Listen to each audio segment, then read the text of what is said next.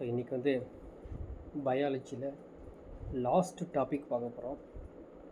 So last topic பயாலஜியோட topic பாருங்கள், environmental science அல்லது environmental and ecology, சுற்றுச்சூழல் மற்றும் சூழியல் அப்படிங்கிறது ஒரு டாபிக் இது.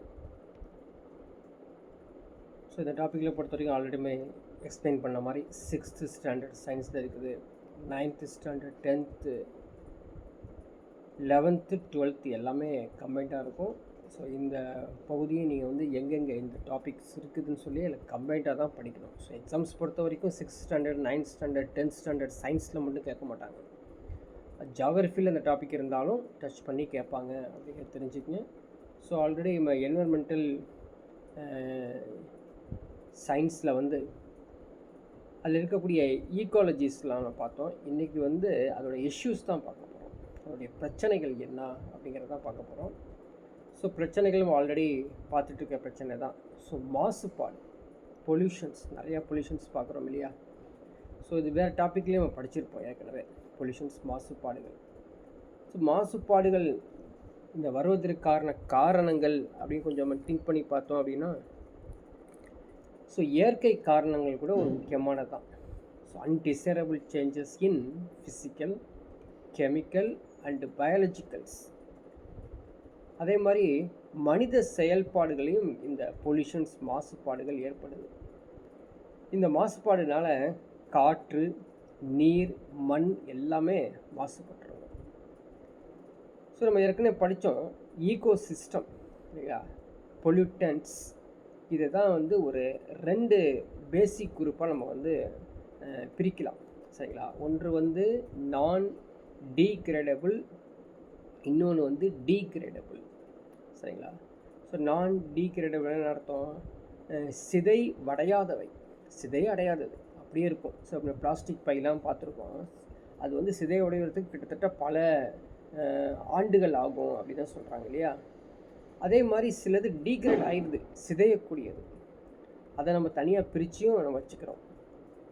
ஸோ இந்த சிதையக்கூடியது என்ன ஆகுனா, அதோடைய பார்ட்டிகல்ஸ் வந்து break down into their ingredients. Degradable pollutants are classified as rapidly degradable. சீக்கிரமாகவே அது சிதைவடைஞ்சி நம்முடைய மாசு கெடாமல் இருக்கும். இதுதான் வந்து நான் ப்ரெசிஸ்டன்ட் அப்புறம் ப்ரெசிஸ்டன்ட் அப்படின்னு சொல்கிறோம். ஸோ நான் ப்ரெசிடென்ட் அப்படிங்கிறது ரேப்பிட்லி டீக்ரேடபிள், நிலையற்றவை சொல்கிறோம் இல்லைங்களா.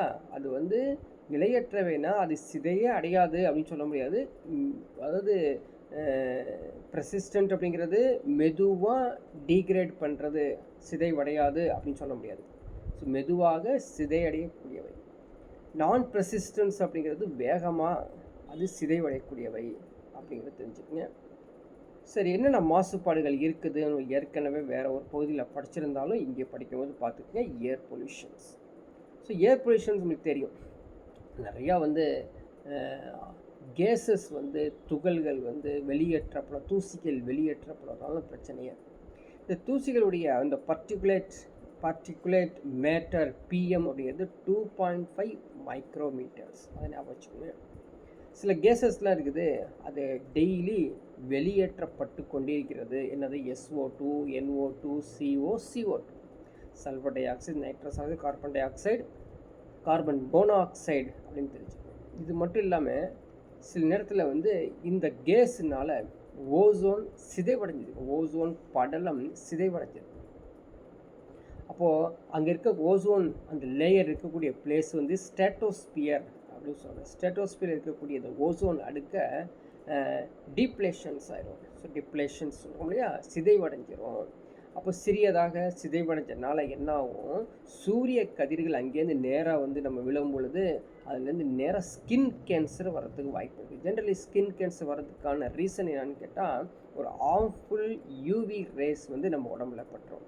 ஸோ இந்த புற ஊதா கதிர்கள்னு சொல்கிறோம், அல்ட்ரா வயலட் ரைஸ், இதை வந்து நம்ம வந்து டெய்லி ஒரு பிளேஸில் வந்து செலுத்திக்கிட்டே இருந்தோம்னா அந்த இடத்துல செல் டேமேஜ் ஆகி இந்த புற்றுநோய், தோல் புற்றுநோய் வர்றதுக்கு அதிகமான வாய்ப்பு இருக்குது சரிங்களா.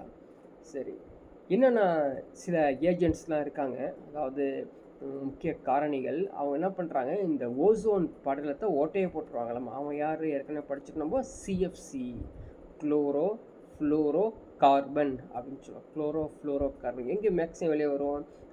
ரெஃப்ரிஜிரேட்டர்ஸ், ஃப்ரிட்ஜஸ், அதுக்கப்புறம் வந்து ஏசி, முக்கியமாக ஏசியிலேருந்து அதிகமாக வரக்கூடியது.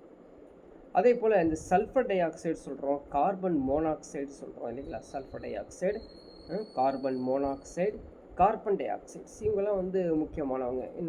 இவங்கெல்லாம் வந்து என்ன பண்ணுறாங்க, எதனால் வராங்க? ஆட்டோமொபைல்ஸ்லேருந்து வராங்க, ஏரோப்ளைன்ஸ் போகிறதுனால வருது, பவர் பிளான்ட்ஸ் இருக்கிறதுனால வருது. இது இல்லாமல் நிறையா வந்து ஃபாசில் ஃபியூவல்ஸ்ன்னு சொல்கிறோம் இல்லையா, அந்த கோல், ஆயில், அது எரிப்பதனாலையும் அதுலேருந்து வரக்கூடிய carbon monoxide, carbon dioxide, sulphur டை ஆக்சைட்லையும் இந்த வாட்டர், அது ஏர் பொல்யூஷன்ஸ் வர்றதுக்கு அதிகமான வாய்ப்பு இருக்குது.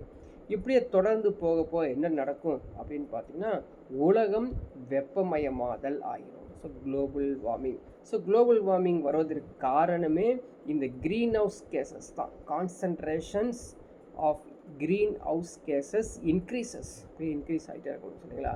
அடுக்கக்கூடிய carbon dioxide, methane, nitrous oxide, chlorofluorocarbon, அதே மாதிரி ozone gases greenhouse effects, இதெல்லாம் வந்து டோட்டலாகவே வந்து அஃபெக்ட் பண்ணும். ஸோ அஃபெக்ட் பண்ணுறதுனால ஓசோன் படலம் பிரச்சனை மட்டும் இல்லாமல் உலகம் வெப்பமயாவதல் காரணம் என்ன அப்படின்னா இதுதான் காரணம். உலகம் வெப்பமான என்ன ஆகும்? கடல் மட்டம் உயர ஆரம்பிக்கும். உலகம் வெப்பமானால் கடல் மட்டம் இருக்குது பார்த்தீங்களா, நீரினுடைய மட்டம், அது வந்து சீ லெவல் ரைஸ் ஆகிரும். ஸோ ரைஸ் ஆனிச்சுன்னா என்ன ஆகும் அப்படின்னு பார்த்தீங்கன்னா, ஸோ அதான் வந்து நிறையா தீங்குகள் விளைவிக்கிறது மட்டும் இல்லாமல் submerging of highlands, seashores of various parts of the வேர்ல்டில் இது நடக்கும். இது ஏன் நடக்குது அப்படின்னு பார்த்தீங்கன்னா, துருவ பகுதியில் வந்து இருக்கக்கூடிய பனி கட்டிகள் உருக ஆரம்பிச்சிடும். இதுதான் முக்கியமான காரணமாக இருக்குது. ஸ்மோக் பார்த்துருப்போம் இல்லையா, ஸ்மோக், இது வந்து பார்த்திங்கன்னா பனிப்புகைன்னு சொல்லக்கூடியது. இது வந்து சாதாரணமாக இந்த காற்றிலேயே காணப்படக்கூடிய சிறு சிறு துகள்கள். இது கூட நமக்கு என்ன ஆகுங்க, மாசுபாடு, காற்று மாசுபாடு கொடுக்கும் சரிங்களா. மூடு பனி அப்படிங்கிறதெல்லாம் நிறைய உருவாகும் சரிங்களா. ஃபாக், ஸ்மோக் இதெல்லாம் உருவாகுது.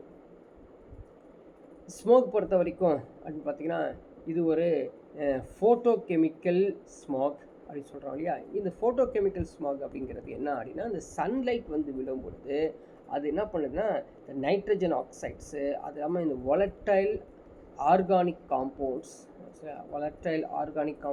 அர்த்தம் எளிதில் ஆவியாகக்கூடிய ஆர்கானிக், அதாவது இந்த கரிம பொருட்கள், கரிம சேர்மங்கள் இருக்காங்க பார்த்தீங்களா, இதெல்லாம் எங்கேருந்து வருது அப்படின்னா ஃபாசில் ஃபியூல்ஸ் தான். புதை வடிவத்தில் இருக்கக்கூடிய அந்த எரிபொருள்கள் எரிப்பதனாலையும், ஆட்டோமொபைல்ஸ், ஃபேக்டரிஸ், பவர் பிளான்ட்ஸ்லைனாலும் இந்த ப்ராப்ளம்ஸ் எல்லாமே வருது. ஸோ அதனால் முக்கியமாக என்னென்னா, அங்கே ரியாக்ஷன்ஸ் ஏற்பட்டு காற்றில் உள்ள மாசு கெடப்போகுது சரிங்களா. பயங்கரமாக அந்த பக்கம் கெட்டுரும். Smoke can make breath more difficult இல்லையா. அது மாதிரி புகை வந்துச்சுன்னா நம்ம வந்து ரொம்ப ப்ராப்ளம் வரும். அது இல்லாமல் ஆஸ்மா இருக்கவங்களுக்கு இன்னும் அதிகமான பிரச்சனைகளும் ஆஸ்தாவும் சில பேர்த்துக்கு வரும். இன்னும் ஒரு முக்கியமானது ஒன்று பாருங்கள், இன்னொரு pollutant peroxyacetyl nitrite, PAN அப்படின்னு சொல்லுவோம். பெராக்சி அசிட்டைல் நைட்ரைட், இது வந்து secondary pollutant present in photochemical smog. Photochemical ஸ்மாக்ல இருக்கக்கூடிய ஒரு இரண்டாம் நிலை மாசுபாடு அப்படின்னா இந்த பெராக்சி அசிட்டைல் நைட்ரைட்.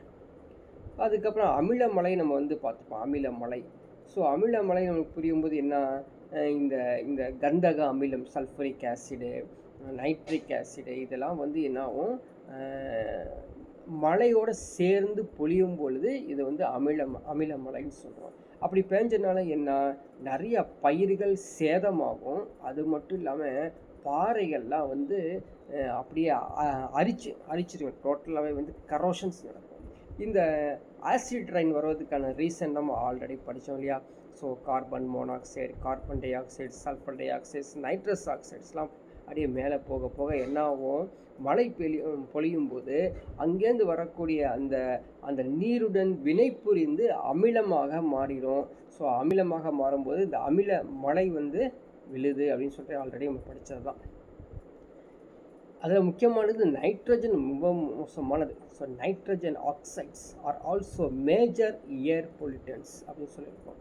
இது முக்கியமாக எங்கே வருது அப்படின்னா இந்த ஃபாசில் ஃபியூவல்ஸ் தான். ஃபாசில் ஃபியூவல் கம்பஷன், இந்த புதை வடிவ எரிபொருள் எரிவதனால, அதே மாதிரி ஆட்டோமொபைல்ஸ் வந்து வரக்கூடிய புகைகள்னாலேயும் இந்த நைட்ரஜன் ஆக்சைடு எல்லாமே வந்துடுது. Sulphur dioxide and nitrogen oxide is a major causes of acid rain. அதான் முக்கியமானது. ஸோ இது வரைக்கும் நம்ம வந்து ஏர் பொல்யூஷன்ஸ் என்ன அப்படிங்கிறது பார்த்தோம். ஸோ நெக்ஸ்ட் ஒன் பார்க்கலாம், வாட்டர் பொல்யூஷன், நீர் மாசுபாடு அப்படிங்கிறது. ஸோ இது மாசுபாடு நடக்கக்கூடிய பிளேசஸ் எடுத்துக்கிட்டோம் அப்படின்னா marine, estuarine, fresh water, river lakes, ground water, சரிங்களா, எப்படி சொல்லிக்கிட்டே போகலாம். நிறையா நீர் அந்த வாட்டர் கண்டாமினேஷன்ஸ் நடந்துடுது. ஸோ வாட்டர் கண்டாமினேஷன்ஸ் நடக்கிறதுனால என்ன ஆகும் அப்படின்னு பார்த்தீங்கன்னா அவனுடைய ஹெல்த் டோட்டலாகவே அஃபெக்ட் ஆகிடுங்க, டோட்டலாக அஃபெக்ட் ஆகிடும். ஸோ வாட்டர் இஸ் இம்பார்ட்டன்ட், அது இம்பார்ட்டன்ட் மேஜர் சோர்ஸ் இல்லையா. வாட்டர் இல்லாமல் நம்ம வந்து எதுவும் செய்ய முடியாது. சாப்பாடு இல்லாமல் கூட ஒரு 2 days 3 days அப்படி பசியில் இருந்துக்கலாம், ஆனால் நீர் இல்லாமல் நம்ம வாழ முடியாது இல்லையா. So water quality is commonly defined by its physical, chemical and biological aesthetic. சரிங்களா, ஆஸ்தெட்டிக்னு என்ன அர்த்தம்? பார்ப்பதற்கு எப்படி நீர் நல்லா இருக்குதா, பளிச்சுன்னு கிறிஸ்டலாக இருக்குதா அப்படின்னு பார்க்குறோம் இல்லையா, அது அப்பியரன்ஸ். அதே மாதிரி ஸ்மெல்லு, சரிங்களா, அந்த ஸ்மெல்லை வச்சு கூட நம்ம வந்து இந்த தண்ணி வந்து சரியாக இருக்குதா இல்லையாங்கிறது நம்ம கண்டுபிடிச்சிடலாம். ஓகேங்களா. ஸோ எங்கெங்கெல்லாம் இந்த வாட்டர்ஸ்லாம் கிடைக்குங்கிறது நம்ம ஆல்ரெடி தெரியும் இல்லையா. ஸோ அந்த வாங்கியிருக்கக்கூடிய இந்த பாயிண்ட் சோர்ஸஸ், மைய மூல ஆதாரங்கள் மூலமாக நம்ம வந்து இந்த நீரை வந்து எடுக்கிறோம். அப்படி நீர் எடுக்கும் பொழுது என்ன அப்படின்னு பார்த்தீங்கன்னா நிறையா வந்து கண்டாமினேஷன்ஸ் நடக்குது, கெமிக்கல் ரியாக்ஷன்ஸ் நடந்தது.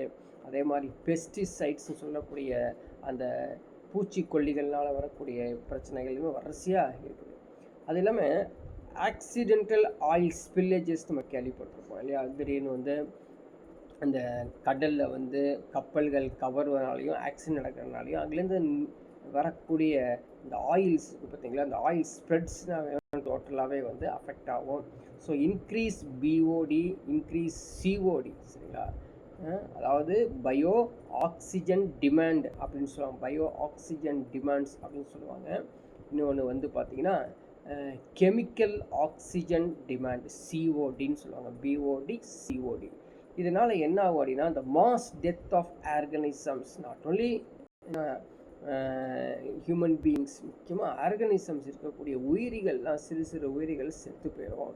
ஸோ அதே மாதிரி வாட்டர் டோட்டலாகவே வந்து டீக்ரடேஷன் ஆயிரும். நிறையா வந்து ஃபிஷ்லாம் வந்து இறக்குறதுக்கு காரணமே இந்த பிஓடி சிஓடி வந்து அதிகமாக போயிட்டனால அந்த பிரச்சனைகள் வருது. ஓகேங்களா. ஸோ ஹியூமன்ஸ் பொறுத்த வரைக்கும் நம்மளுக்கு தெரியும் இன்றைக்கி நிறையா டிசீஸ், வாட்டர் பாடி டிசீஸ் வந்து நிறையா வருது.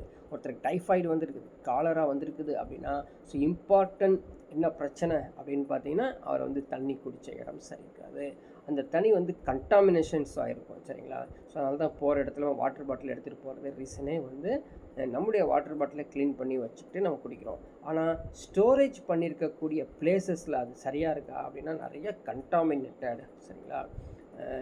அதனால் வந்து தொற்று நோய்கள் அதிகமாக வர ஆரம்பிச்சிருங்க.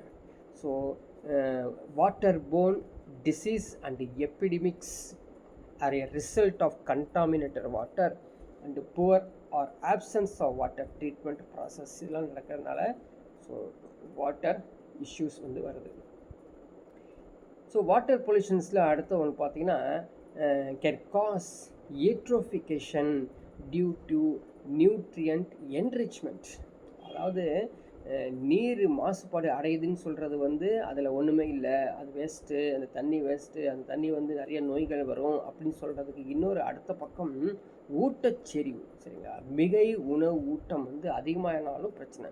ஸோ அந்த நீரில் அதிகமாக இருக்குது உணவு ஊட்டம் அப்படின்னாலும் அதுவும் பிரச்சனை. அதனால் என்ன ஆகும் அப்படின்னு பார்த்தீங்கன்னா நிறையா வந்து பாசி பெருக்கம் அடையும், பாசி பெருக்கம் அடையும்.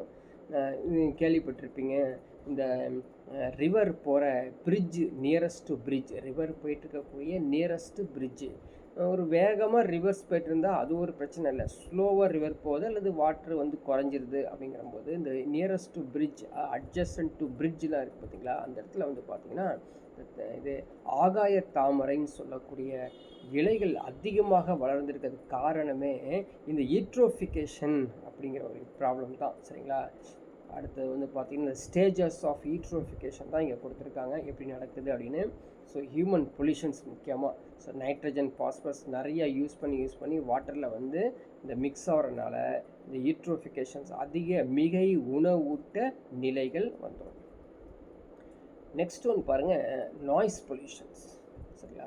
ஸோ நாய்ஸ் பொல்யூஷன் எப்போ நம்ம சொல்ல முடியும்? ஒரு நாய்ஸ் நம்ம ரொம்ப இறைச்சலாக இருக்குது சவுண்டு அப்படின்னு சொல்கிறோம் இல்லையா, கொஞ்சம் சவுண்டை குறைச்சி பேசுங்க அல்லது சவுண்டு குறைச்சி வைங்க, ஸ்பீக்கர் ஆஃப் பண்ண சொல்லுங்கள் அப்படின்னு சொல்கிறோம் இல்லையா, அது எல்லாமே நம்ம காதில் வரக்கூடிய அந்த ஒலியின் செறிவு தான். அந்த ஒலியின் செறிவை தான் நம்ம என்ன சொல்கிறோம், decibel. So decibel is the it's a measurement of intensity of noise.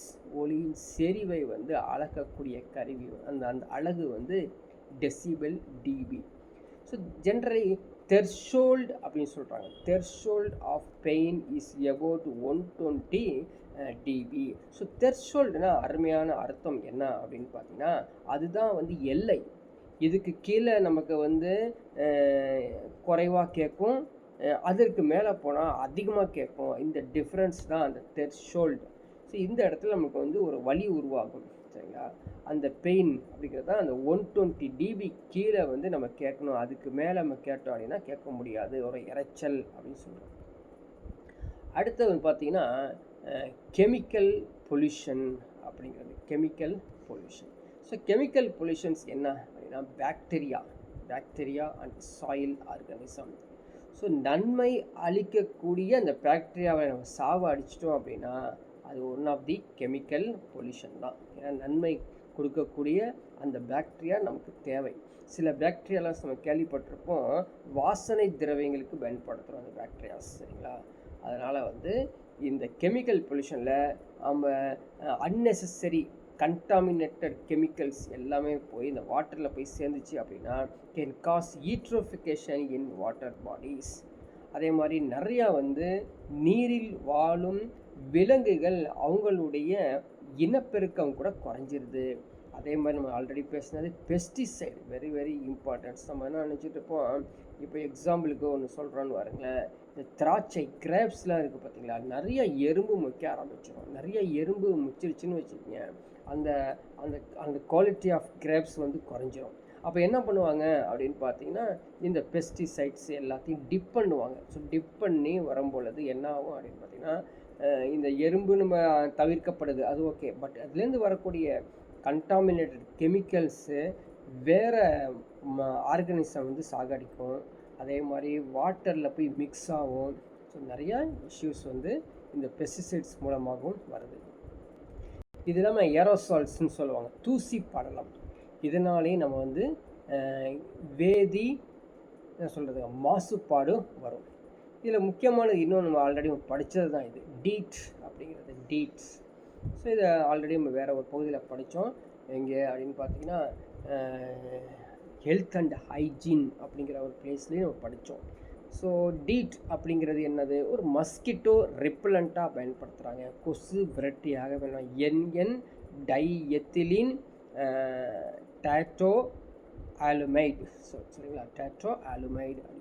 So டைஇத்தைல் நீட்டோ ஆலோமைடு அப்படிங்கிற ஒரு டீட் அப்படிங்கிறத நீங்கள் மனப்பாடம் பண்ணி வச்சுக்கோங்க. Allethrin usually in mosquito coil. So 2 chemicals already படித்தது தான், படித்து வச்சுக்கோங்க. நெக்ஸ்ட் ஒன், இந்த காலனி கொலாப்ஸ்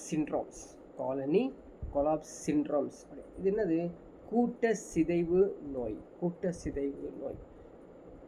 இந்த காலனி கொலாப்ஸ் சிண்ட்ரோம் அப்படிங்கிறது in honey bees due to pesticide herbicides can lead to destruction of hives, lower agricultural productivity. இந்த நோய் மூலமாக என்ன ஆகும், தேனீக்கள் கூட்ட சிதைவு நோய் அப்படின்னு சொல்கிறோம். இந்த நோய் மூலமாக தேனீக்கள் இயற்கையின் சிறந்த மகரந்த பரப்பிகள் எல்லாத்தையுமே வந்து இழந்துரும் அப்படிங்கிறது அடுத்த ஒரு முக்கியமானது. நெக்ஸ்ட் ஒன்று பாருங்கள், இதுவே என்ன பண்ணுது, உயிரிய உருப்பெருக்கம் பயோமேக்னிஃபிகேஷன்ஸ் இஸ் வெரி வெரி இம்பார்ட்டண்ட். அது பாருங்கள், பயோமேக்னிஃபிகேஷன்ஸ் இது நடந்தாலும் பிரச்சனை, அதாவது நடக்காமல் இருக்கக்கூடாது, அதிகமாகவும் நடத்தக்கூடாது, அது பெரிய இஷ்யூ ஆகிடும்.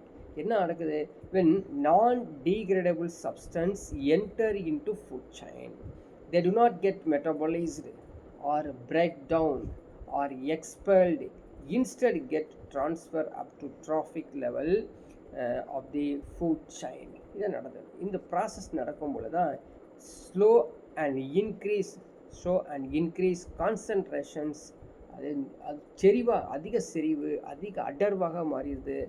பயோமேக்னிஃபிகேஷன்ஸ், அதாவது தேவையான அளவுக்கு நம்ம வந்து உணவு சங்கிலி இல்லாமல் அதை விட அதிகமாக உயிரி பெருக்கம் நடக்கிறதுனால இது பயோமேக்னிஃபிகேஷன் அப்படின்னு சொல்கிறோம். ஸோ மீன்கள் அதிகமாக ப்ரொடக்ஷன் ஆகிறது, பறவைகள் அதிகமாக ப்ரொடக்ஷன் ஆகிறது. ஸோ ஒவ்வொன்றும் ஒவ்வொரு ரீசனில் இது நடக்கும்.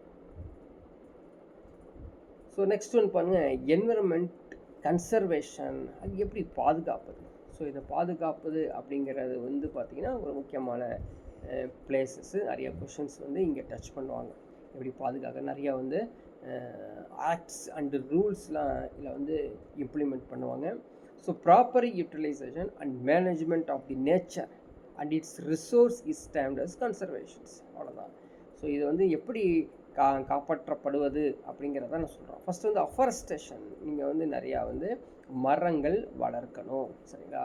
So activities of afforestation program Van Mahotsav includes planting protecting trees with multiple uses which help to restoration of green covers. இது முக்கியமானது. நிறையா வந்து க்ரீன் கவர்ஸ்ன்னு சொல்கிறாங்களே, எக்ஸாம்பிள் சொல்லப்போனால் பக்கத்து ஸ்டேட்டு கேரளாவில் வந்து பார்த்திங்கன்னா அன்னெசரியாக வந்து மரங்களை வெட்டவே கூடாது, எல்லாமே வந்து அண்டர் கண்ட்ரோலில் வச்சுருப்பாங்க, சரிங்களா. எப்பயுமே க்ரீனிஷாக வச்சுருப்பாங்க. ஸோ இதனால் என்ன ஆகும் அப்படின்னு பார்த்திங்கன்னா, எந்த ஒரு சுற்றுச்சூழல் வந்து பிரச்சனைகள் வராமலே அங்கே நடக்கும். அதே மாதிரி மழை அதிகமாக வரும், மழை பெஞ்சாலும் ஃப்ளட்டு குறைவாக வரும். மரங்கள் அதிகமாக இருந்தால் ஃப்ளட் என்ன வருங்க, ஃப்ளட்டுனா அது அந்த மழை பெஞ்சு வரக்கூடிய அந்த வெள்ளம் இருக்குது பார்த்தீங்களா, வெள்ளம் அதிகமாக வராது, எல்லாம் மரங்கள் அந்த நீரை வந்து உறிஞ்சிடும். இன்றைக்கி அடுத்த ஒரு மாசுபாடு அப்படின்னு பார்த்தீங்கன்னா டீஃபாரஸ்டேஷன்ஸ், மரங்கள் வந்து வெட்டப்படுவது. ஸோ இதுக்காக நம்ம என்ன பண்ணுறோம், கவர்மெண்ட்லேயும் சரி இந்த என்ஜிஓஸ் அதில் வந்து எல்லாமே என்ன பண்ணுறாங்க, நிறையா வந்து ஹெல்ப் பண்ணாலும் சில ஆக்ட்ஸ் வந்து கொண்டு வந்திருக்காங்க பாருங்கள். ஸோ 1972 எஸ்டாப்ளிஷ் பண்ண ஒரு ஆக்ட் தான் வைல்டு லைஃப் ப்ரொடெக்ஷன் ஆக்ட், வன உயிரி பாதுகாப்பு சட்டம். ஸோ இந்த சட்டத்தின் மூலமாக என்ன பண்ணுறாங்க அப்படின்னா, யாராவது தேவையில்லாமல் ஜென்ரலாகவே வேட்டையாடுதல் கூடாது, ஏதாவது கொல்றது, கொன்று சாவடித்து அதுக்கப்புறம் சாப்பிடுவது, இதை வந்து தவிர்க்கணும் அப்படிங்கிறது. சரி, இது எப்படி காப்பாற்றுறது அப்படிங்கிறது பார்த்தீங்கன்னா நிறைய சாங்சுரிஸ், சரணாலயம் வைக்கிறது, நேஷ்னல் பார்க்ஸ் வைக்கிறது, அதே மாதிரி closed area of wildlife, இதெல்லாம் வந்து பாதுகாக்கிறது சில வந்து ஸ்டெப்ஸ்லாம் இந்த ஆக்ட் மூலமாக எடுக்கிறாங்க. அதுமாதிரி நிறையா வந்து ஸ்கீம்ஸ் வச்சுருக்காங்க. Special schemes for preservation of endangered species. So அழியும் நிலையில் இருக்கக்கூடிய இந்த உயிர்களுக்கு நிறைய திட்டங்கள். இப்போ எக்ஸாம்பிள்ஸ்க்கு நம்ம சொல்லணும்னா டைகர் இல்லையா, டைகர் வந்து அழியும் நிலைக்கு போயிடுச்சு. அது ஒரு ஆக்ட் ஒன்று உருவாக்கி அதுக்கு ஒன்று வந்து நிறையா ப்ரொடக்ஷன் பண்ணி இன்றைக்கி வந்து அந்த டைகரோடைய ப்ரொடக்ஷன் இன்க்ரீஸ் பண்ணுறதுக்கு செஞ்சோம் பார்த்திங்களா. ஸோ அப்படி தான் ஃபுட் செயின் வந்து எனக்கு ஒர்க் ஆகும், இல்லாட்டி ஃபுட் செயின் வந்து கொலாப்ஸ் ஆகிரும், அல்லது நான் பயோ மேக்னிஃபிகேஷன்ஸ்லாம் நடக்க ஆரம்பிச்சிடும். அதே மாதிரி சென்ட்ரல் ஜூ அத்தாரிட்டி வைக்கிறது, ஜூவை வந்து ரெகக்னைஸ் பண்ணுறது, இது மாதிரி வேலைகள் தான் இந்த வைல்டு லைஃப் பாதுகாப்பு சட்டம் சொல்கிறோம் இல்லைங்களா, அந்த சட்டத்தில் வேலை செய்யுது. சில ஆர்கனைசேஷன்ஸ் பண்ணுறாங்க. இந்த ஆர்கனைசேஷன் என்ன பண்ணுறாங்க, எப்படி இந்த வன உயிரியை வந்து பாதுகாக்கிறது அப்படிங்கிறது சில ஆர்கனைசேஷன் இருக்குது பாருங்கள். Indian board for wildlife, இந்திய வன உயிரி வாரியம். So world wildlife fund for nature, சர்வதேச வன உயிரி நிதியம், வேர்ல்ட் கன்சர்வேஷன் யூனியன் உலக பாதுகாப்பு ஒன்றியம், அதே போல் international union for conservation of nature and natural resource. So IUCN. இந்த ஐயூசிஎன் உடைய அப்ரிவேஷன்ஸ் வந்து எக்ஸாமில் ரெகுலராக நாட் ஓன்லி ஐயூசிஎன் ஜென்ரலாக ஒரு லெட்டர்ஸ் கொடுத்து அதுக்கு வந்து அப்ரிவேஷன்ஸ் கேட்டுட்ருக்காங்க இல்லையா. ஸோ எதை குறிக்கிறது அப்படின்னு கேட்டிருக்கான். பொறுத்துக்களுக்கு கேட்பான், எல்லாத்துலேயும் கேட்பான். ஸோ ஈச் அண்ட் எவரையும் நீங்கள் வந்து நம்பர் ஆஃப் டைம்ஸ் படித்து ப்ராக்டிஸ் பண்ணி வச்சுக்கணும், சரிங்களா.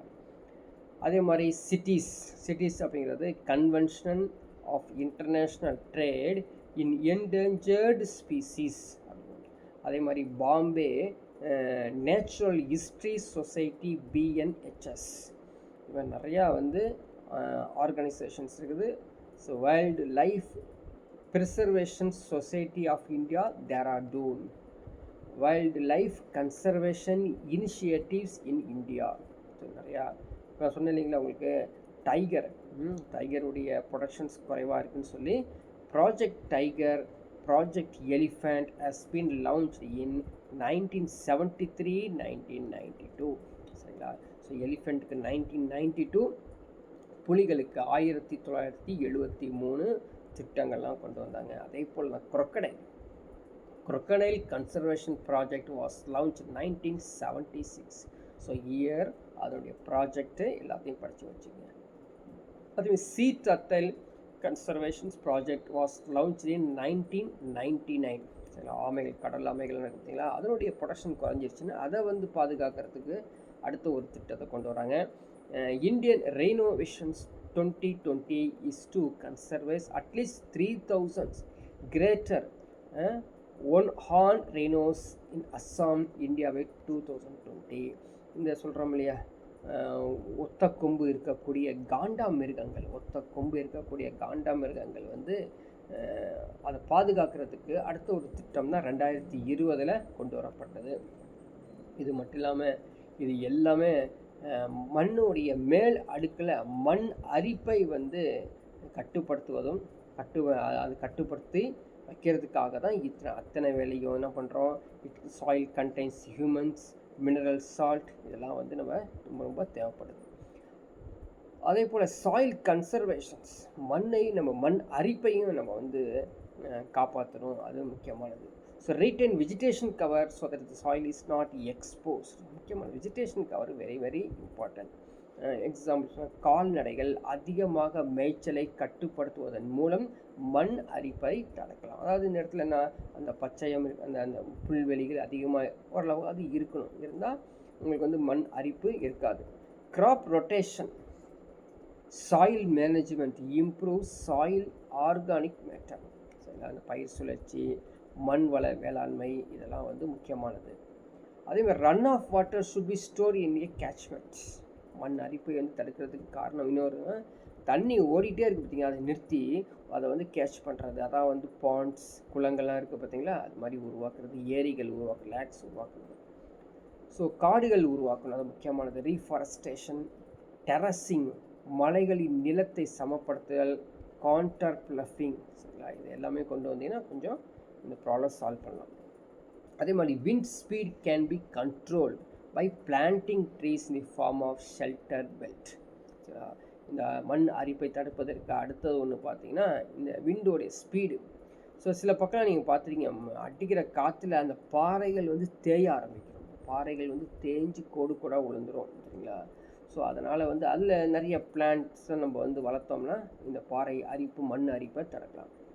ஸோ அடுத்த ரீசெண்ட் ப்ராப்ளம் தான் இந்த கம்ப்யூட்டர் வேஸ்ட், வேஸ்ட் பொருட்கள் இன்றைக்கி நிறையா ஆகிட்டு இருக்குது. ஸோ பார்த்திங்கன்னா பழைய காலத்து மொபைல்லாம் வீட்டில் வந்து விளையாண்டுக்கிட்டே இருப்போம். ஒரு சமயம் என்னன்னா தூக்கி வீசிடுவோம். தூக்கி வீசும் பொழுது அந்த ஏரியா வந்து கண்டாமினேட் ஆகிறத நமக்கே தெரியாமல் நடக்கக்கூடியது.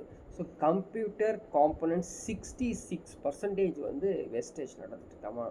டெலிகம்யூனிகேஷன்ஸ் 12%, எலக்ட்ரானிக் காம்பனன்ட்ஸ் வந்து 5% வந்து வேஸ்டேஜ் வந்து நிறைய நடந்துட்டுருக்குது.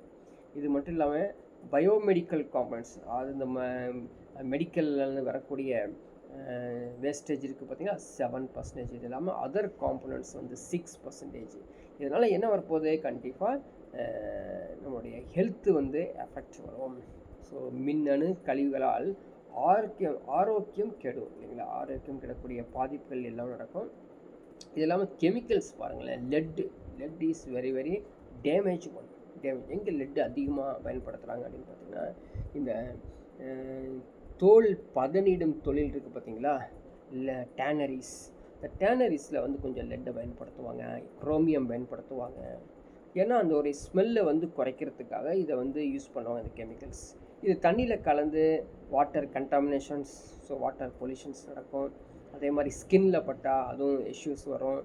ஏன் மூளை வளர்ச்சியே பாதிக்கக்கூடிய இந்த பிளேஸ்ங்க. So damages central and peripheral nervous system affects the brain development in basically children, especially children. சரிங்களா. அதே மாதிரி குரோமியம் இது மூச்சு திணறல் ஆஸ்துமாவை கொடுக்கக்கூடியது.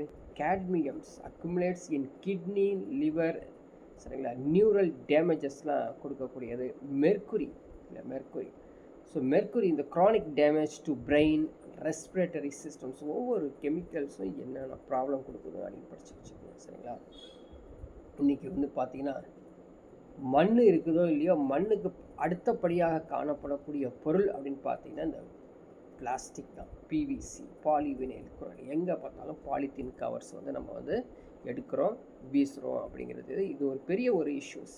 இதை வந்து நம்ம எப்படி தடுக்கிறோம், அது ரொம்ப ரொம்ப டேஞ்சரான இருக்குது. ஸோ என்ன தான் நம்ம வந்து தடுக்கணும்னு நினச்சாலும் தவிர்க்க முடியாத என்விரான்மெண்ட்டில் நம்ம வாழ்ந்துட்டுருக்கோம். சரிங்களா. So burning produce dioxin. ஏன்னா அவங்க இது எரிஞ்சிச்சுன்னு வச்சுக்கோங்களேன், டையாக்சின் தான் வெளியே வரும். டையாக்சின் அப்படிங்கிற ஒரு கெமிக்கல்ஸ் வந்து வெளியே வருதுங்க. அதனால் என்ன ஆகுது, cause developmental and reproductive problems, damages the immuno system. அது முக்கியமானது. சரிங்களா. அதே மாதிரி இனப்பெருக்க மண்டலம் வளர்ச்சியும் அதே மாதிரி நம்மளுடைய இம்யூனோ சிஸ்டத்தை வந்து டைரெக்டாக அஃபெக்ட் பண்ணும் அப்படின்னு தெரிஞ்சுக்கங்க. சிவேஜ் மேனேஜ்மெண்ட் இது அடுத்த ஒரு பிரச்சனை. சரிங்களா. சிவேஜ் மேனேஜ்மெண்ட் நிறையா வந்து இன்றைக்கி நிறைய பக்கம் இந்த சிவேஜ் மேனேஜ்மெண்ட்ஸை வந்து ஃபாலோ பண்ணணும் அப்படிங்கிறத சொல்கிறாங்க. So treatment of water, effluent வாட்டரை வந்து ட்ரீட் பண்ணுறது, சுத்திகரிக்கக்கூடிய நீர். ஸோ அதனுடைய ப்ராசஸ் தான் நம்ம பார்க்குறோம். ஸோ வேஸ்ட் வாட்டர் வருது, ஃபஸ்ட்டு என்ன பண்ணுறாங்க, ஸ்க்ரீன் பண்ணுறாங்க. அதை வந்து ஸ்க்ரீன் பண்ணதுக்கப்புறம் ப்ரீ ட்ரீட்மெண்ட்டுக்கு போகுது. அதே மாதிரி வேஸ்டேஜ் வந்து ஸ்லெட்ஜாக வெளியே போயிடுது. ஸோ ரிமைனிங் மேலே இருக்கக்கூடிய ஏரேஷன் டேங்கில் கொடுத்து ஏர் கொடுத்து திரும்ப என்ன பண்ணுறாங்க, செடிமெண்ட் பண்ணி அதுலேருந்து இருக்கக்கூடிய வேஸ்டேஜ் வந்து திரும்பவும் ஸ்லெட்ஜாக போயிடுது. ஸோ மேலே இருக்க வாட்டர் எகெயின் ஒரு சாண்ட் ஃபில்ட்ரேஷன் பண்ணுறாங்க. அதுக்கப்புறம் வந்து கொஞ்சம் குளோரின் யூவி டிஸ்இன்ஃபெக்டன்ட் பண்ணி அந்த தண்ணியை குடிக்கிறதுக்கோ அல்லது மறு சுழற்சிக்கு பயன்படுத்துவதற்கு நம்ம வந்து படுத்துகிறோம். இந்த சிவேஜ் மேனேஜ்மெண்ட் சிஸ்டம் ஜென்ரலாக இண்டஸ்ட்ரீஸில் இது யூஸ் பண்ணுவாங்க. So next one solid waste management. அது முக்கியமானது இல்லையா. இன்றைக்கி நிறையா வந்து சாலிட் வேஸ்ட்டு மேனேஜ்மெண்ட் வந்து பேசிக்கலி நம்ம கவர்மெண்ட்டே வந்து நிறைய ஸ்கீம்ஸ் அதுக்கு வந்து வச்சுருக்காங்க. ஸோ வந்து சாலிட் வேஸ்ட்டை வந்து ரெண்டாக பிரிக்கிறது, திடக்கழிவுகளை வந்து எளிதில் அழியக்கூடியது, ரொம்ப தாமதமாக அழியக்கூடியது அப்படின்னு சொல்லி ரெண்டாக பிரித்து அதை வந்து இன்றைக்கி கொண்டு போய் பிளாஸ்டிக்கை தனியாக பிரித்து, பாலித்தீன் கவர்ஸ் தனியாக பிரித்து அதை கிரைண்ட் பண்ணி வேறு ஒரு ப்ராசஸ் பண்ணுறதுக்கு நிறையா வந்து சிஸ்டம் வச்சுருக்காங்க. ஸோ எப்படி டிஸ்போஸ் பண்ணுறது அப்படிங்கிறது தான் அடுத்தது. செக்ரேஷன்ஸ் நான் சொல்கிற மாதிரி பயோடீக்ரேடபிள், நான் பயோடீக்ரேடபிள் வேஸ்டஸாக நம்ம பிரிக்கணும். எத்தனை பேர் பிரிக்கிறாங்க, ரொம்ப ரொம்ப கஷ்டம் இல்லையா. அதை 100ல் 1 பிரித்தா அதுவே நம்ம வந்து இன்னொரு 100 வருஷத்துக்கு வாழலாம். 100ல் ஒருத்தர் வந்து பிரித்தார்னு வச்சுக்கோங்க, அதுவே 100 வருஷத்துக்கு வாழலாமா. அந்த அளவுக்கு அது வந்து முக்கியமானது. யார் பிரிக்கிறா, ரொம்ப பேர் இது பிரிக்கிறதே இல்லை, ரொம்ப ரொம்ப கஷ்டம். நெக்ஸ்ட்டு வந்து பார்த்தீங்கன்னா சானிட்டரி லேண்ட்ஃபில், சானிட்டரி நிலத்தின் பரப்புதல். ஸோ நீங்கள் அங்கே எப்படி திடக்கழிவுகளை வந்து எளிதில் அழியக்கூடியது, அது எளிதில் கூடாமல் இருக்கிறது, ரெண்டையும் பிரிக்கிறோம் பார்த்தீங்களா. அதே மாதிரி இந்த சானிட்டரி லேண்ட்ஃபில் வந்து வெரி வெரி இம்பார்ட்டண்ட்டுங்க. இந்த சாலிட் வேஸ்ட் என்ன பண்ணுறோம், ஒரு டம்ப் வச்சு உள்ளே வந்து க்ளோஸ் பண்ணி வச்சுக்கிறோம். ஸோ இதில் வந்து பார்த்திங்கன்னா about 2 to 12 months அப்படியே வந்து ஸ்டெபிளைஸ் ஆகும். இந்த organic matter undergo decompositions very very important. அவங்களுடைய பாக்டீரியாஸ் என்ன பண்ணுவாங்க, அப்படியே அரிச்சு அதை டீகாம்போஸ் பண்ணிடுவாங்க. இது சாலிடு, அது சானிட்டரி லேண்ட்ஃபில்ல வந்து சொல்கிறாங்க. அதே மாதிரி இன்சினரேஷன்ஸ், எரித்து சாம்பலாக்கல். சரியா? ஸோ அது நான் பயோடேகிரேடபிள் சாலிட் வேஸ்ட், அது மெடிக்கல் வேஸ்ட்லாம் எரித்து அப்படியே சாம்பலாக்கிட்டோம் அப்படின்னா அதுவும் ஒரு கொஞ்சம் கண்ட்ரோல் பண்ணலாம். அது கம்போஸ்டிங், உரமாக்குதல். நிறைய பிளேசஸில் இன்றைக்கி வந்து உரமாக்குறாங்க. ஸோ பயோடீகிரேடபிள் மேட்டர் இருக்குது பார்த்திங்கன்னா, இந்த சாலிட் வேஸ்ட்டு அதை என்ன பண்ணுறாங்க, உரமாக மாற்றி மண்புழு உரம் அப்படின்னு சொல்லுவாங்க. மண்புழு உரமாக அதை ஆக்கிறாங்க. ஸோ அதனால தான் நம்ம படிச்சிருக்கோம் already, reduce, reuse, recovery, recycle. Reduce, reuse, recovery and recycle அப்படின்னு படிச்சிருக்கோம். 4R அப்ரோச்னு ஆல்ரெடி படித்தோம். சரிங்களா? இதை செய்யணும், எப்படி இதை ஃபாலோ பண்ணணும், எப்படி செய்கிறது தான் அடுத்த ஒரு முக்கியமான ஒரு கூட்டமைப்பு இருக்குது, IUCN, சர்வதேச இயற்கை பாதுகாப்பு கூட்டமைப்பு அப்படின்னு சொல்லி IUCN இருக்குது. இந்த international union of conservation nature என்ன பண்ணுறாங்க அப்படின்னு பார்த்தீங்கன்னா, in the field of nature conservation and sustainable use of natural resource. இது 1948 இது வந்து எஸ்டாப்ளிஷ் பண்ணிட்டாங்க. கிளான்பீடி, சுவிட்சர்லாண்டில் இது நிறுவப்பட்ட இந்த நிறுவனம். இந்த நிறுவனம் மூலமாக என்ன பண்ணுறாங்கன்னா, நிறையா டேட்டா வந்து கேதர் பண்ணுறாங்க. அதே மாதிரி அனாலிசிஸ் பண்ணி, ரிசர்ச் பண்ணி, ஃபீல்டு ப்ராஜெக்ட் கொடுத்து எப்படி வந்து கன்சர்வேஷன், சஸ்டைனபிள் டெவலப்மெண்ட்டு, பயோடைவர்சிட்டி வந்து கொடுக்கணும் அப்படிங்கிறது இந்த IUCN மிஷனாக இருக்குது. இது மட்டும் இல்லாமல் என்ன பண்ணுறாங்க பாருங்கள், to influence, encourage, assist societies throughout the world to conserve the nature and to ensure that any use of natural resources is equitable and ecological sustainable. இந்த வேலைகள் எல்லாமே இவங்களுடைய ஒரு முக்கியமான இலக்காக இந்த IUCN செஞ்சிட்ருக்காங்க. இந்த IUCN அடுத்த ஒன்று பார்த்திங்கன்னா, red data book, red list catalogue அப்படின்னு சொல்லுவோம். இதில் சிவப்பு தகவல் புத்தகம், சிவப்பு பட்டியல். இது என்ன பண்ணுறாங்க அப்படின்னா, இதை வந்து ஒரு இன்டர்நேஷ்னல் யூனியன் ஆஃப் கன்சர்வேஷன் நேச்சரும் அதே மாதிரி நேச்சுரல் ரிசோர்ஸ், இவங்க 2 பேர் வந்து இந்த WCE வேர்ல்டு கன்சர்வேஷன் யூனியன்ஸ் எல்லாம் சேர்ந்து இந்த ரெட் டேட்டா புக்கை வந்து பராமரிக்கிறாங்களாமா. இதில் வந்து என்ன செய்கிறாங்க அப்படின்னு பார்த்தீங்கன்னா, ஆக்சுவலி இந்த புக்கு வந்து 1963 1963 யாராவது நீங்கள் கருத்து தெரிவிக்கணும், அதில் போய் கருத்து தெரிவிச்சுக்கலாம். என்னென்ன செய்கிறாங்க அப்படின்னு பார்த்துங்க. ஸோ எக்ஸ்டிங்க்ட், மரபற்று போனவை, எக்ஸ்டிங்க்ட் இன் வைல்ட், வனத்தில் மரபற்று போனவை, கிரிட்டிக்கலி என்டேஞ்சர்ட், மிகவும் ஆபத்தான நிலையில் உள்ளவை. யார்? எல்லாம் விலங்கினங்கள், சிற்றினங்கள். சரிங்களா? சிற்றினங்களை தான் நீ பிரித்து வச்சுருக்காங்க. என்டேஞ்சர்டு, அழியும் நிலையில் உள்ளவை, அழியும் நிலையில் உள்ளவை. ஸோ வல்னரபிள், எளிதில் பாதிக்கப்படக்கூடியவை. லோ ரிஸ்க், குறைந்த ஆபத்துடையவை. டேட்டாஸ் டிஃபிஷியன்சி, முழுமையான தகவல் இல்லாதவை. நாட் எவாலுவேட்டட், மதிப்பீடு செய்யாதவை. இது மாதிரி ஒரு 8 வகையாக இந்த சிவப்பு பட்டியலில் இந்த சிற்றினங்களை வந்து பிரிக்கிறாங்க. ஸோ பிரித்து அதை ஆர்டர் பண்ணி அதை ஃபாலோ பண்ணுறாங்க, இல்லை சரியாக இருக்கா அப்படின்னு. அதில் எக்ஸாம்பிள் தான் நான் ஆல்ரெடி சொன்ன மாதிரி 1972 இந்த ப்ராஜெக்ட் டைகர், இந்த இந்த வைல்ட் லைஃப் கன்சர்வேஷன் ப்ராஜெக்ட் வந்து இனிஷியேட் பண்ணி இன்றைக்கி வந்து புலிகள் நிறையா வந்து இந்த ப்ராஜெக்ட் டைகர் மூலமாக செஞ்சுருக்காங்க. இது வந்து பார்த்திங்கன்னா 1 ஏப்ரல் 1973 லான்ச் பண்ணப்பட்டது. சரிங்களா? அதுக்கப்புறம் carpet national park. So for first national park in India to be covered under the Project Tiger. So due to Project Tiger, the population of tiger has increased in India from 1400 to 2967. 1400 இருந்தது 2967 மாறிடுச்சு. எப்போது? 2006 கணக்குப்படியிலேருந்து 2018 கணக்குப்படி. So வந்து project tiger மூலமாக இன்றைக்கி டைகருடைய production வந்து increase ஆகுது. இது மட்டும் இல்லாமல் பார்த்திங்கன்னா நிறைய சட்டங்கள்லாம் நம்மளுடைய இந்தியன் கவர்மெண்ட்ஸு டைரெக்டாக விட்டுருக்காங்க. So Madras wild life act 1873, Madras வனவிலங்கு சட்டம் இருக்குன்னா அந்த காலத்தில் வந்து ஸோ மெட்ராஸ், கல்கட்டா, பம்பாய், இது வந்து முக்கியமான பிளேசஸாக East India company, British India வச்சுருந்தாங்க.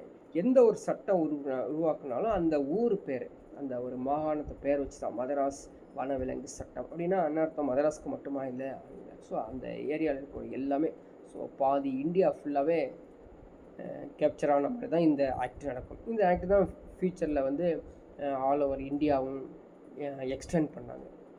All India elephant preservation act 1879. So வந்து மேலோட்டமாக படிச்சிருப்பாரு. ஸோ மேலோட்டமாக படிச்சுட்டு போனீங்கன்னா மறந்துடும்.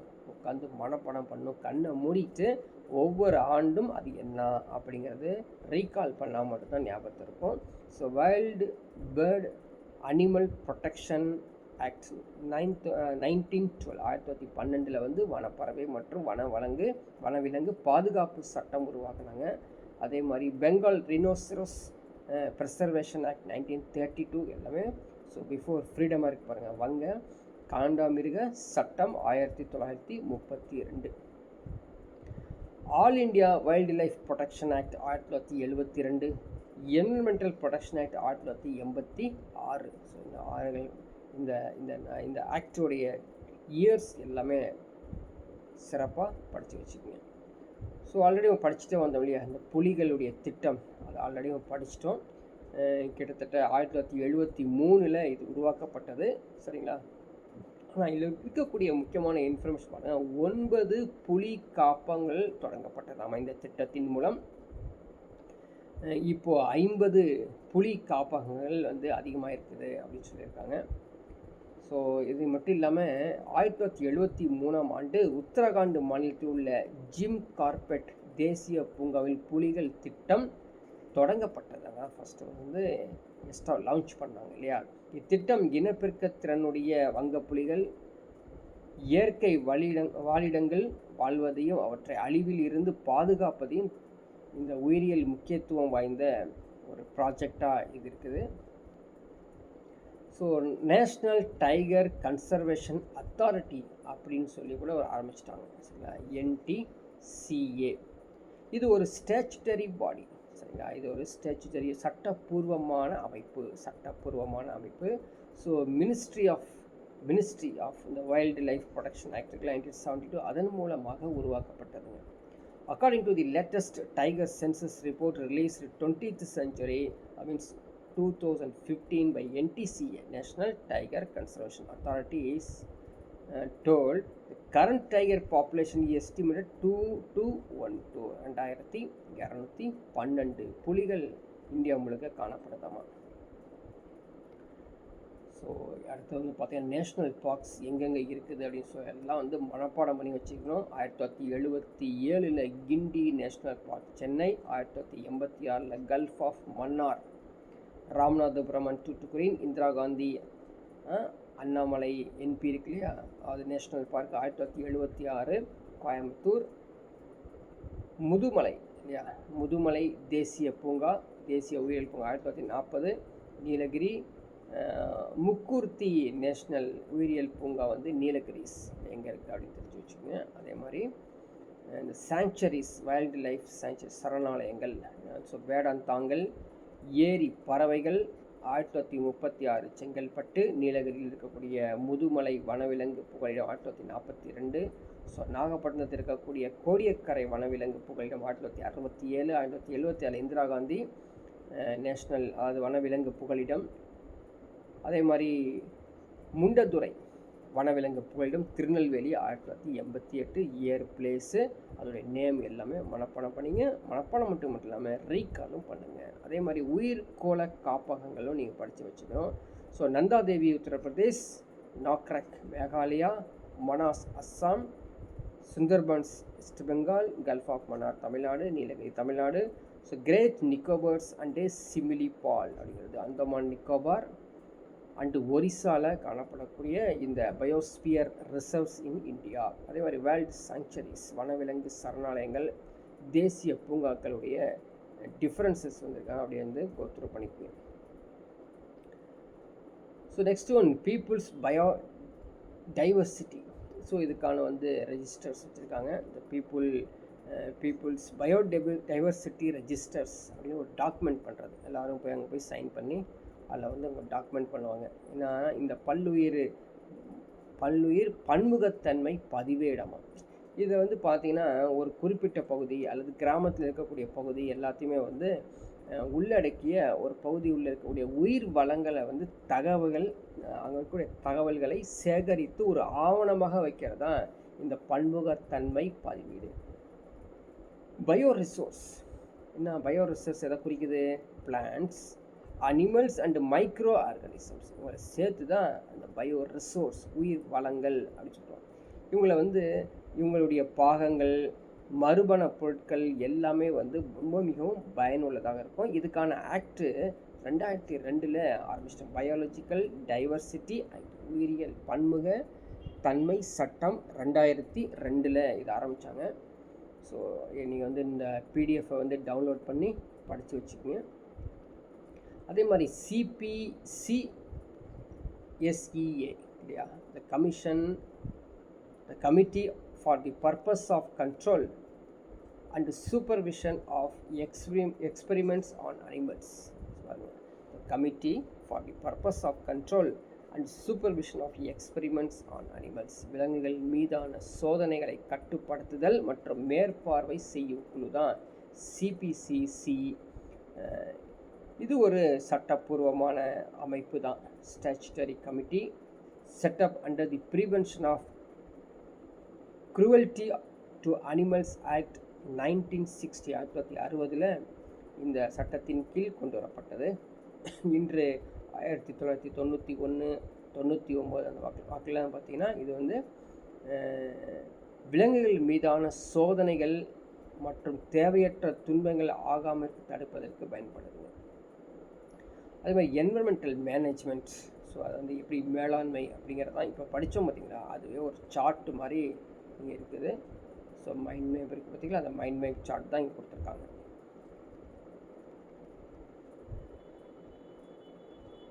நெக்ஸ்ட் ஒரு மெகா டைவர்ஸ் கண்ட்ரி. ஸோ இது வந்து பார்த்திங்கன்னா மிகப்பெரிய பல்வகைத்தன்மை உடைய நாடு அப்படின்னா இந்தியா. ஸோ உலக நிலப்பரப்பில் 2.4% பரப்பளவு தான் இருக்குது. ஆனால் வந்து 7.8% சிற்றினங்கள் உலகில் உள்ள பதிவு செய்யப்பட்டுள்ளதாக காணப்படுது. ஸோ 45,000க்கும் மேலே வந்து தாவரங்கள் இருக்காமல் 91,000க்கும் மேலே விலங்குகள் காணப்படுது. ஸோ நிறையா வந்து ஈரநிலங்கள், புல்வெளிகள், பாலைவனங்கள், கடலோர பகுதிகள், கடல்கள் எல்லாமே காணப்படக்கூடிய ஒரு முக்கியமான ஒரு நாடு அப்படின்னா அது இந்தியா தான். ஸோ 34 பல்வகைத்தன்மை உடைய இடங்களில் காணப்படுதாமா. இமயமலை, மேற்கு தொடர்ச்சி மலை, வடக்கு மலை, வடகிழக்கு இந்திய பகுதி, நிக்கோபார் தீவுகள், இது மாதிரி நிறையா காணப்படுது. ஸோ நெக்ஸ்ட் ஒன், இது எப்படி இந்த பொல்யூஷன்ஸை வந்து கண்ட்ரோல் பண்ணுறது அப்படிங்கிறதான் இங்கே பாயிண்ட்ஸாக கொடுத்துருக்காங்க. ஸோ நெக்ஸ்ட்டு போகலாம். Air prevention control pollution act was enacted in 1981. அதுக்கப்புறம் கொஞ்சம் திருத்தி அமைக்கப்பட்டு 1987 கொஞ்சம் திருத்தி அமைச்சு the prevention control and abatements of air pollution in India அப்படின்னு கொண்டு வந்தாங்க. அதே மாதிரி இன்றைக்கி டிராஃபிக் கண்ட்ரோல் இல்லையா, டிராஃபிக் எமிஷன் ஸ்டாண்டர்ட்ஸ். ஸோ டிராஃபிக் எமிஷன் ஸ்டாண்டர்ட்ஸ்லாம் இன்றைக்கி நிறையா கொண்டு வராங்க. அது பாரத் ஸ்டேஜ் 6 வரைக்கும் 2020 வரைக்கும் கொண்டு வந்திருக்காங்க. சரிங்களா. அதே மாதிரி இப்போ ஒரு ரீசெண்டாக நம்ம ஒரு ஸ்டேட்டில் ஒரு நியூஸ் கேள்விப்பட்டிருப்போம். சிங்கிளாக, அதாவது ஒரு கார் எடுத்து சிங்கிளாக ஒருத்தர் போனான்னா அவருக்கு வந்து டேக்ஸ் அதிகமாக பே பண்ணணும் அப்படின்னு சொல்லி கொடுத்துருக்காங்க. ஏன்னு கேட்டிங்கன்னா இந்த காற்று மாசுபாடை குறைப்பதற்காக இது மாதிரி ஒரு ரூல்ஸை கொண்டு வந்திருக்காங்க. அந்த ரூல்ஸில் என்ன, சிங்கிளாக யாராவது கார் எடுத்துகிட்டு போனால் டேக்ஸ் அதிகம். கண்டிப்பாக 2 பேர் 3 பேர் 4 பேர் சேர்ந்து போகணும். அப்போ நீங்கள் 4 பேர் சேர்ந்து போகும்போது 4 பேர் 4 கார் எடுக்காமல் 4 பேர் ஒரே கார் எடுக்கிறதுனால நம்மளுக்கு என்ன ஆகும், இந்த ஏர் பொல்யூஷன் வந்து குறையும் அப்படிங்கிறதுக்காக இது ஒரு ஸ்டேட்டில் எடுத்திருக்காங்க. இது ஒரு மாநிலத்தில் இது மாதிரி ஒரு திட்டம். இந்த green bench national green tribunal NGTன்னு சொல்கிறாங்க இல்லையா, இது வந்து judicial safeguard to environmental protection, பசுமை அமர்வு தேசிய பசுமை தீர்ப்பாயெல்லாம் இருக்குது நம்ம பார்த்துருக்கோம். அதே மாதிரி road traffic rationing, encouraging public transport, carbon எப்படி கண்ட்ரோல் பண்ணுறது அப்படிங்கிற டீட்டெயில்ஸ் தான் இங்கே கொடுத்துருக்காங்க. அதே மாதிரி நம்ம வந்து ஸ்வச் பாரத் அபியான் அப்படிங்கிற ஒரு திட்டம், தூய்மை இந்தியான்னு இருக்கு இல்லையா, அதை வந்து இன்னும் வந்து ப்ரமோட் பண்ணணும் அப்படின்னு. ஸோ இது பார்த்திங்கன்னா திடீர்னு நம்ம ஏரியாவில் வந்து காலைல ஒரு 7 மணிக்கு தூய்மை பணியாளர்கள் எல்லாம் சேர்ந்து நம்ம ஸ்ட்ரீட்டை வந்து க்ளீன் பண்ணிட்டுருப்பாங்க. காரணம் என்னன்னா ஸ்வச் பாரத் அபியான் திட்டத்தின் கீழ் தான் இதை வந்து க்ளீன் பண்ணுறாங்க அப்படின்னு தெரிஞ்சுக்கங்க. ஸோ ஆல்மோஸ்ட் வந்து அடுத்து ஏர் குவாலிட்டி இண்டெக்ஸ் அப்படிங்கிறது வெரி வெரி இம்பார்ட்டன்ட். இப்போ வந்து தீபாவளி வரப்போது ஏர் குவாலிட்டி இண்டெக்ஸை வந்து எல்லோரும் செக் பண்ணுவாங்க. முக்கியமாக வந்து இந்த மெட்ரோபாலிட்டன் சிட்டி இருக்குது பார்த்திங்களா, அவங்க வந்து இதை பப்ளிஷ் பண்ணுவாங்க. National air quality index published by CPCB அப்படிங்கிற ஒரு ஆர்கனைசேஷன் மூலமாக இது. இந்த ஏர் குவாலிட்டி இண்டெக்ஸ் எப்படி இருப்பாருங்க, ஏக்யூஐ இல்லையா, 0 to 50 good, 51 to 100 moderate, 101 to 150 unhealthy and sensitive groups, 151 to 200 வந்து அன்ஹெல்த்தி, வெரி அன்ஹெல்த்தி, 300 மேலெலாம் போச்சு அப்படின்னா ஹசார்டஸ், ரொம்ப ரொம்ப ப்ராப்ளம். ஸோ இந்த சார்ட்டை வந்து நீங்கள் நிறைய ஞாபகம் வச்சுக்கிங்க. இப்போ ரீசெண்டாக தீபாவளி வரும்போது பட்டாசு வெடிக்கும் போது இதை வந்து நியூஸில் சொல்லுவாங்க பாருங்களேன், இந்த ஏர் பொல்யூஷன் குவாலிட்டி இண்டெக்ஸ் வந்து எவ்வளவு அப்படின்னு சொல்லுவாங்க. இந்த மெட்ரோபாலிட்டன் சிட்டிஸில் தான் அதிகம், நம்ம ஊர்லலாம் இருக்காது. மெட்ரோபாலிட்டன் சிட்டி இந்த சென்னை, ஹைதராபாத், பெங்களூர், பூனே, டெல்லி இந்த பிளேஸில் தான் சொல்லுவாங்க. ஸோ நெக்ஸ்ட் ஒன் பாருங்கள், இனிஷியேட்டிவ் எகெயின்ஸ்ட் வாட்டர் பொல்யூஷன்ஸ். என்னென்னா இனிஷியேட்டிவ்ஸ் எடுக்கணும், ஸோ எப்படி clean waters. So Indian constitution article 21 கொடுத்துருக்காங்க. நம்ம பிரிவு 21 தூய்மை நீருக்கான உரிமை கொடுக்கணும் அப்படின்னு சொல்லி கொடுத்துருக்காங்களாமா. ஸோ அதனால தான் இன்றைக்கி வந்து நிறையா தூய்மை நீருக்காக தான் கவர்மெண்ட் நிறைய ஆக்ட்ஸ் தான் கொடுத்துருக்காங்க. So water prevention control pollution act 1974 section 17 to 40 prohibit the pollution of streams or well by disposal of polluting matters. So கிணறு, ஓடை இதெல்லாம் நீங்கள் யாராவது மாசுபடுத்திட்டு இருந்தீங்க அப்படின்னா இந்த சட்டத்தின் கீழ், இந்த பிரிவின் கீழே வந்து ஆக்ஷன் எடுப்பாங்க அப்படிங்கிறது தான் முக்கியமானது. இதே மாதிரி இந்த ministry of environment, forest and climate change, MOEFCC is a nodal agency. Nodal ஏஜென்சினா என்ன அர்த்தம் அப்படின்னா, இது வந்து அரசின் கிளை, நேரடியாக அரசே அதை வந்து இந்த அந்த ஆர்கனைசேஷன் தன் கண்ட்ரோலில் வச்சுருக்காங்க. Central government for planning, promotion, coordination and for overseeing the implementation of India environmental and forestry policies programs எல்லாமே செஞ்சுருக்காங்க. அடுத்த NRCP அப்படிங்கிறது இன்னொரு பிளான், இது national river conservation plan NRCP. இது எப்போ ஆரம்பித்தாங்க, 1995 ஆரம்பிச்சிருக்காங்க. ஸோ ரிவர்ஸ்லாம் வந்து எப்படி பாதுகாக்கிறது, எப்படி க்ளீனாக வச்சுக்கிறது, இதுக்காக கொண்டு வந்து விட்டது. அதேமாதிரி சாக்கடை கழிவுகள் எல்லாத்தையுமே கொண்டு வந்தாங்க. ஸோ நெக்ஸ்ட் ஒன்று பாருங்கள், நமமி கங்கா இல்லையா, நமமி கங்கை அப்படின்னா அர்த்தம் நம்ம கங்கா வந்து தூய்மையாக்கக்கூடிய திட்டம் தான் இது. ஆல்ரெடி நம்ம படிச்சிருக்கோம் இல்லையா. ஸோ ஃப்ளாக்ஷிப் ப்ரோக்ராம் ஜூன் 2014 ஆரம்பிச்சுட்டு கிட்டத்தட்ட 20,000 கோடி ரூபாய் செலவில் அந்த கங்கா வந்து தூய்மைப்படுத்தியிருக்காங்களாமா. அதே போல் ஃபைட்டிங் நாய்ஸ் பொல்யூஷன்,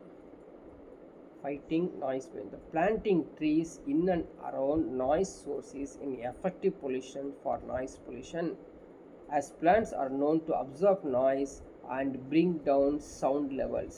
ஸோ கேட்க முடியுதா, இறைச்சல் அதிகமாக உள்ள இடத்திலும் அதனை சுற்றியுள்ள மரங்கள் நடுதல் நல்ல ஒரு தீர்வாக இருக்கணுமா. இப்போ எக்ஸாம்பிளுக்கு வந்து இண்டஸ்ட்ரீஸ் அதிகமாக இருக்கக்கூடிய பிளேஸில் வந்து இந்த மரங்கள் அதிகமாக நம்ம நட்டு வச்சோம் அப்படின்னா சவுண்டும் குறையும், மாசும் குறையும் அப்படிங்கிறது தான் முக்கியமானது. காற்று மாசும் குறையும், அதே மாதிரி ஒளி மாசும் குறையும். அடுத்து பாருங்கள், lubrication of machinery and regular servicing minimise the noise levels. அது ஏதாவது லியூப்ரிகேட் பண்ணணும் அப்படின்னா அதுவும் பண்ணிக்கோங்க. அதே மாதிரி சர்வீஸ் பண்ணுறது எல்லாம். ஸோ அடுத்து ஒரு ஆர்டிக்கல் ஒன்று கொடுத்துருக்காங்க பாருங்கள், இந்திய அரசியலமைப்பு பிரிவு 48A 51A என்ன சொல்கிறாங்க, noise pollution regulation and control rules 2000 Tamil Nadu State Environment Policy 2017 are some of the legal reliefs for noise pollution. So என்ன சொல்லியிருக்காங்க அப்படின்னு பார்த்தீங்கன்னா, இந்த ரெகுலேஷன் பிரகாரம் according to the noise pollution regulation control rules 2000 கொண்டு வந்தது. இந்த permissible limit of noise in areas categorised commercially 65 decibels தான் இருக்கணும். 65 டெசிபலுக்கு கீழே தான் நீங்கள் வந்து பகல் நேரங்களில் பயன்படுத்தணும். அதுக்கு மேலே யூஸ் பண்ணிங்கன்னா கேஸ் போடலாம். கேஸ் போட்டு உங்களுக்கு வந்து தண்டனை கொடுக்கப்படும். அதே போல் இரவு நேரத்தில் 55 டெசிபல்ஸ் கீழே தான் இருக்கணும், அதுக்கு மேலே இருக்கக்கூடாது. அதே மாதிரி நான் ரெனியூவபிள் எனர்ஜிஸ், புதுப்பிக்க இயலாத தீர்ந்து போகக்கூடிய ஆற்றல் வளங்கள் இன்றைக்கி வந்து ரொம்ப ரொம்ப ஆபத்து. எக்ஸாம்பிள் எடுத்துக்கிட்டால் கோல் இல்லையா, நிலக்கரி, அதே மாதிரி கச்சா எண்ணெய், குரூட் ஆயில், அதெல்லாம் வந்து திரும்ப வந்து புதுப்பிக்க முடியாது, அவ்வளோதான். ஒன்ஸ் கிடச்சிருச்சு, ஒன்று முடிஞ்சிச்சுன்னா அவ்வளோதான். அதே மாதிரி விண்ட் எனர்ஜி, அதே மாதிரி காற்றடிச்சா, இன்றைக்கி வந்து நம்ம ஒரு கொஷினாகவே கேட்டிருக்காங்க எக்ஸாமில், நம்மளுடைய ஆற்றல் மூலங்களிலேயே அதிகமாக எலக்ட்ரிசிட்டி ஜெனரேட் பண்ணக்கூடிய ஆற்றல் மூலம் எது அப்படின்னு பார்த்தீங்கன்னா காற்றாலை மூலம் தான். காற்றாலை மூலமாக தான் நம்ம அதிகமாக தமிழ்நாட்டில் வந்து எலக்ட்ரிசிட்டி ப்ரொடக்ஷன் பண்ணிகிட்ருக்காங்க. So comparative to other hydro powers plants, அதே மாதிரி அட்டாமிக் பவர் பிளான்ஸில் வரக்கூடிய மின்சாரத்தை காட்டிலும் விண்ட் எனர்ஜியில் அதிகமாக ப்ரொடக்ஷன் பண்ணுறாங்க. அதே மாதிரி water energy, earth surface is, next one water energy, yeah, so earth surface is covered nearly 71% of water. So அதனால தான் வந்து அதன் மூலமாக மின்சாரம் வந்து அதிகமாக தயாரிக்கிறாங்க. சரிங்களா? எக்ஸாம்பிளுக்கு அந்த எங்கெங்கே தயாரிக்கிறாங்க, Kallanai dam is also known as grand anicut, இல்லைங்களா? It's a 4th oldest dam in the world. அதே மாதிரி கிங் கரிகால சோழன் வந்து கட்டப்பட்டது 2வது நூற்றாண்டில் அப்படிங்கிறது நமக்கு தெரியும். ஸோ நெக்ஸ்ட் ஒன் பார்த்திங்கன்னா இதோட வந்து இந்த டாபிக் வந்து கம்ப்ளீட்டாகவே முடியுது. நீங்களும் கண்டிப்பாக இந்த பிடிஎஃப்பை வந்து டவுன்லோட் பண்ணி படிச்சுக்கணும். அதுக்கப்புறம் வந்து பார்த்திங்கன்னா இந்த புக்கு எங்கெங்கே இருக்குது, 6th standard, 9th standard, 10th standard, 11th standard, 12th standard கொடுத்துருக்க லிஸ்ட்டு, அந்த லிஸ்ட்லேயும் நீங்கள் போய் படிச்சுக்கங்க. ஸோ நெக்ஸ்ட் கிளாஸில் பார்க்கலாம்.